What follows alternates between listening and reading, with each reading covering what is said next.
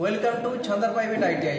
আজকে আমরা electrician department থেকে তোমাদের জন্য ইয়ারের মোস্ট ইম্পর্টেন্ট এবং ডিসি মোটরের মোস্ট ইম্পর্টেন্ট যে প্র্যাকটিক্যাল আছে সেই প্র্যাকটিক্যালের ব্যাপারে আজকে ডিসকাশন করব উইথ প্র্যাকটিক্যালি। ঠিক আছে, তো দেখো তোমরা জানো যেমন এসি মোটরকে চালাবার জন্য স্টার ডেল্টা স্টার লাগে, ঠিক আছে, ডল স্টার্টার লাগে বা রিভার্স ফরওয়ার্ড স্টার্টারের দরকার হয়।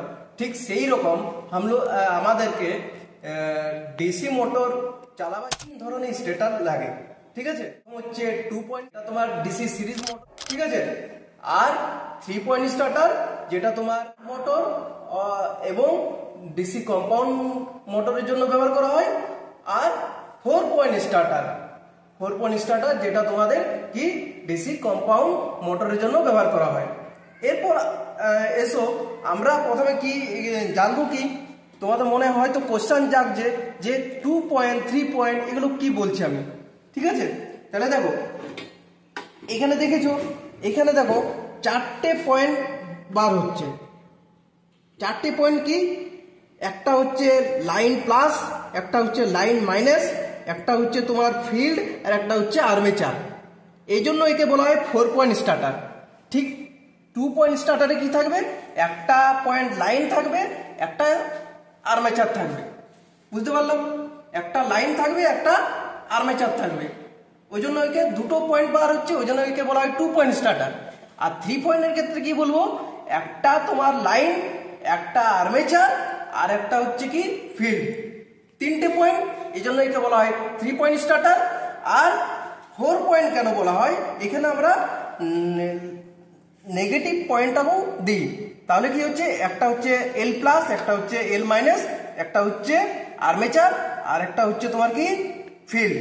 ঠিক আছে, বুঝতে পারলাম আমরা যে কোনটা 2 পয়েন্ট, কোনটা 3 পয়েন্ট, কোনটা 4 পয়েন্ট। Concept clear. এরপর এসো যে এই যে স্টার্টারে কি কি পার্টস আছে, তাহলে তোমরা দেখতে পাচ্ছ, খুলে নিচ্ছি এটাকে। দেখো এই স্টার্টারে কি কি পার্টস আছে। দেখো প্রথমত এই যে এটা আছে, এটাকে বলা হয় হ্যান্ডেল। ঠিক আছে, এটাকে বলা হয় তোমাদের হ্যান্ডেল।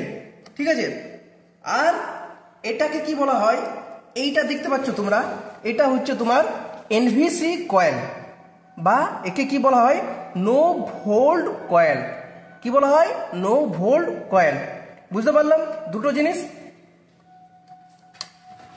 এরপরে আসো এর পেছনে, দেখো এখানে হয়তো তোমরা দেখতে পাচ্ছ, এখানে এইগুলো হচ্ছে তোমার স্প্রিং এর আকারে যেগুলো আছে, সেগুলো হচ্ছে তোমার কি রেজিস্টার, এইগুলো হচ্ছে রেজিস্ট্যান্স। ঠিক আছে, তো দেখো রেজিস্ট্যান্সগুলো কীরকম কানেকশন আছে, সিরিজ, উপরের সঙ্গে দেখো দেখতে পাচ্ছ রেজিস্ট্যান্সগুলো সিরিজ। তাহলে আমরা এই স্টার্টার আর একটা পয়েন্ট দেখো, এইগুলো দেখছো, এইগুলো দেখতে পাচ্ছ, এইগুলোকে বলা হয় স্টার্ট। ঠিক আছে, পিতলে স্টার্ট হয় এগুলো।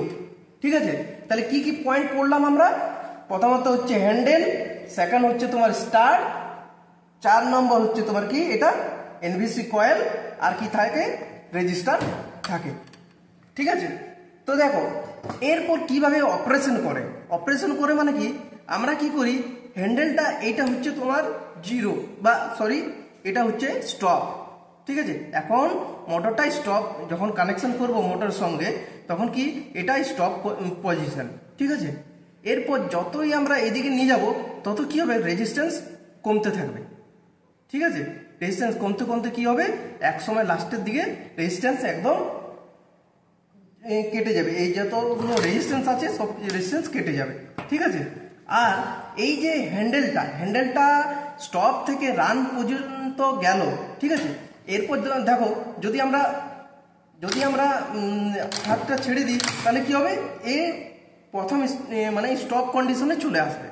ঠিক আছে, তাহলে এই যাতে স্টপ হলে কি মোটর স্টপ হয়ে যাবে, মোটর যাতে স্টপ না হয় তার জন্য আমরা কি করি, এটা হচ্ছে তোমার এনভিসি কয়েল ব্যবহার করা হয়। এই কি করে, ম্যাগনেটিক ফিল্ড তৈরি করে এই পজিশনে এটা তোমার আয়রনের তৈরি হয়। ঠিক আছে, আয়রনের তৈরি হয়। তাহলে জানো তোমরা আয়রন হচ্ছে ম্যাগনেটিক প্রপার্টি আছে, তাহলে কি হবে, যখন সাপ্লাই দেবো তখন কি এই হ্যান্ডেলটাকে তোমার ধরে রাখবে। ঠিক আছে, তাহলে এটা হয় তোমার আয়রনের তৈরি। আর এনভিসি কয়েলের কি কাজ বুঝতে পারলে? ঠিক আছে, আর এই রেজিস্ট্যান্সগুলো কি হচ্ছে, স্টার্টিং কন্ডিশনে মোটরের ব্যাক ইএমএফ 0 হয়, তাই কি হচ্ছে রেজিস্ট্যান্সগুলো আমরা স্টার্টিং কন্ডিশনে মোটরে কি হয়, মোটরে তোমার স্টার্টিং কন্ডিশনে আমরা এবারে আসি যে স্টার্টার কেন ব্যবহার করি। ঠিক আছে, এত পার্টসগুলো জানতে পারলে এবারে এসো তোমরা কি স্টার্টার কেন ব্যবহার করা হয় না।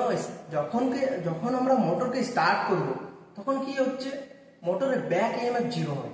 ঠিক আছে, মোটরের ব্যাক ইএমএফ যেহেতু 0, তাহলে কি হয়, আর তাছাড়া দেখো যে কোনো মোটর তোমরা চালাবে না, তখন প্রথম স্টার্টিং কন্ডিশনে কি হবে, কারেন্টটা বেশি নেয়। এটাকে বলা হয় ইনরাশ কারেন্ট বা স্টার্টিং কারেন্ট, বেশি নয়। তাহলে ওই বেশি কারেন্ট যদি আমাদের মোটরের আর্মেচারের মধ্যে যায়, তাহলে কি আমাদের আর্মেচারের কয়েলটাকে জ্বলে যেতে পারে। সেটা যাতে না জ্বলে যায় তার জন্য আমরা কি করেছি, এই স্টার্টারটা ব্যবহার করেছি। তাহলে কি হয়, প্রথম কন্ডিশনে এই দেখো এটা রেজিস্টারগুলো দেখতে পাচ্ছ তো, তাহলে প্রথম কন্ডিশনে কি হয়, যখন আমরা মোটরকে স্টার্ট করব তখন কি হচ্ছে, রেজিস্ট্যান্সগুলো অ্যাড হয়ে যায়। রেজিস্ট্যান্স অ্যাড হয়ে তোমার আর্মেচারে সাপ্লাই যায়। ঠিক আছে, তারপর কি হয়, ধীরে ধীরে এই যে আগাচ্ছি, যত আগাবো তখন রেজিস্ট্যান্সগুলো কাটতে থাকবে, রেজিস্ট্যান্স কমতে থাকবে।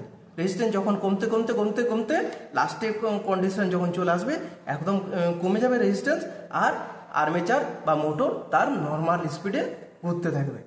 ঠিক আছে, তাহলে এইভাবে আমরা কি করি, স্টার্টার দিয়ে প্রধানত মোটরকে সেফটি প্রদান করি।